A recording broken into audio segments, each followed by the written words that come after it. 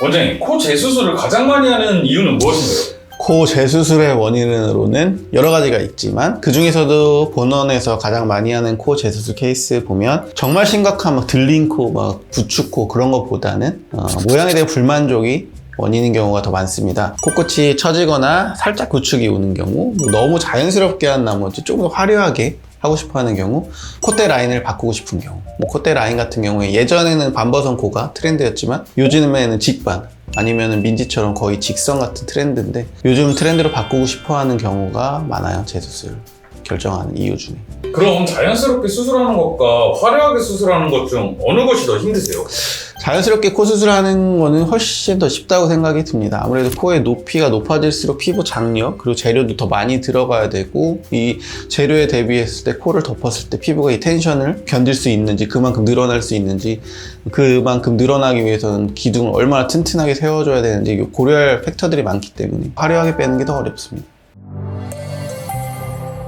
안녕하세요. You must be happy 머스 성형외과 김정기 원장입니다. 오늘은 코 재수술 이야기 해볼 텐데요. 일단 수술자분들이 예쁘다고 생각하는 코는 무엇인지 생각해보면 저마다 원하는 이상형의 코가 굉장히 다릅니다. 하지만 대체적으로 콧대와 코끝의 비율이 이상적인 비율이 되었을 때 예쁘다고 느끼는데, 성형외과 교과서에 있는 코의 길이와 이 코끝의 높이가 1대 0.67 정도가 가장 이상적이라고 되어 있고, 그게 아름다운 라인이라고 되어 있는데, 성형외과 전문의들은 그 비율을 맞추기 위해서 노력을 하면서 수술을 하고, 그 비율이 맞았을 때 일반 분들이 봤을 때 예쁘다 라고 느끼거든요.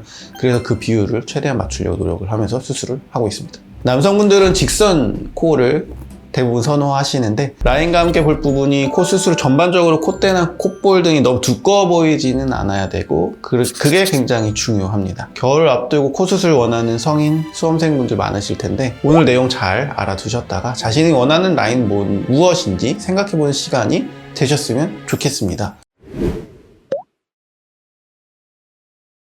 코수술에서 가장 중요한 부분은 본인에게 어울리는 코 모양 무엇인지를 정확하게 알고 있어야 되는데, 코수술의 목적은 코만을 예쁘게 하는 것은 아니기 때문에 코를 예쁘게 하는 것도 중요하지만 얼굴형과 다른 이목구비와의 조화도 굉장히 중요합니다. 연예인들 보면은 예쁘고 잘생긴 분들 많지만, 그렇다고 그분들의 코가 모두 성형외과에서 말하는 아까 말하는 1대 0.67 같은 그런 이상적인 코 모양을 가지고 있지 않다는 것만 보시더라도 다른 사람에게 아름다운 코가 뚝 떼서 본인에게 맞췄을 때 그게 어울리냐, 그건 한 번 더 생각을 해보셔야 된다는 말씀입니다. 그래서 성형외과 전문의와 상담을 통해서 본인이 생각하는 아름다운 코와 전문가가 생각하는 어울리는 코에 대해 이야기해보는 것이 아름다운 코를 얻을 수 있고 만족스러운 결과물을 얻을 수 있는 지름길이라고 생각이 듭니다. 예를 들어 코의 측면을 생각했을 때 이마의 볼륨은 어떤지, 이마 볼륨감에 따라 콧대는 얼마나 나오는 게 좋은지, 이마에서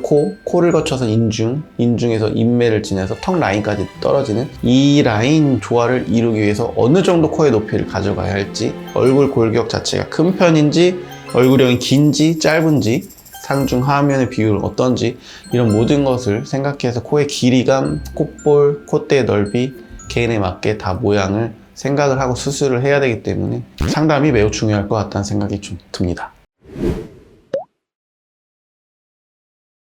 재수술 시에는 코의 기둥을 다시 세워줘야 됩니다. 기존의 코 기둥은 많이 약해져 있기 때문에 다시 사용할 수가 없기 때문인데, 코 기둥을 세울 때 재료가 필요한데, 재료 처음에 어떻게 수술했느냐에 따라서 재료가 달라지게 됩니다. 첫 코 수술 때 비중격 연고를 사용하지 않았다면 당연히 비중격 연고를 이용해서 기둥을 세울 수 있겠지만, 그게 아니라 비중격 연고를 사용했다면 대체할 재료는 늑연골밖에 없습니다. 여기서 갈림길이 본인 연고를, 자가 늑연골을 쓸 것인지 아니면은 사체에서 기증받은 기증 늑연골을 사용할 것인지를 고르는 것인데, 환자의 본인의 선호도, 의료진이 생각하는 적합성 등을 따져봐서 코 기둥의 재료를 선택하게 됩니다. 분명 재료가 중요하긴 하지만 동일한 재료를 쓴다고 해도 사람마다 결과는 달라지기 때문에 의료진의 코 수술에 대한 경험도 무시할 수는 없겠죠. 원장님, 만약 코 재수술을 할 때 기존에 수술한 병원에서 하는 것이 좋을까요? 아니면 다른 병원에 가서 하는 것이 좋을까요?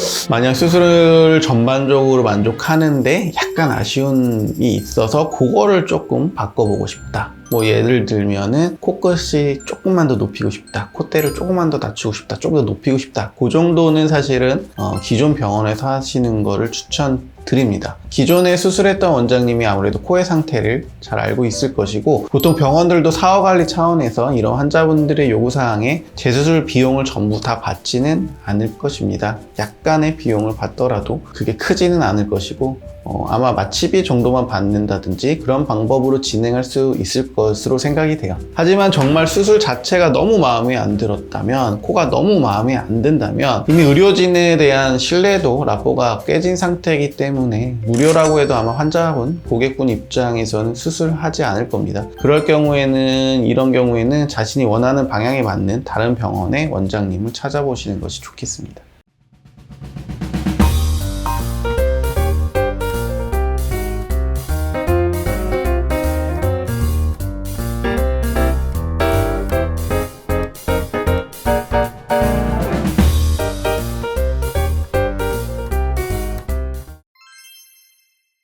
코 재수술은 아무래도 두 번째, 세 번째 이렇게 간다면 환자 입장에서도 점점 부담일 수밖에 없을 겁니다. 회복할 시간과 비용적인 문제 등이 있기 때문에, 그래서 상담할 때 본인이 원하는 부분이 무엇인지 정확하게 의료진에게 전달할 수 있을 때 상담을 받고, 그에 따라 수술로 가능한 부분과 불가능한 부분에 대해 확실히 인지한 뒤에 심사숙고해서 수술을 결정하시길 바라겠습니다. 도움이 되셨다면 좋아요, 댓글, 구독, 알림 설정 부탁드리겠고, 다음에 더 유익한 정보로 돌아오겠습니다. 지금까지 You Must Be Happy 머스트 성형외과 김정기 원장이었습니다. 안녕.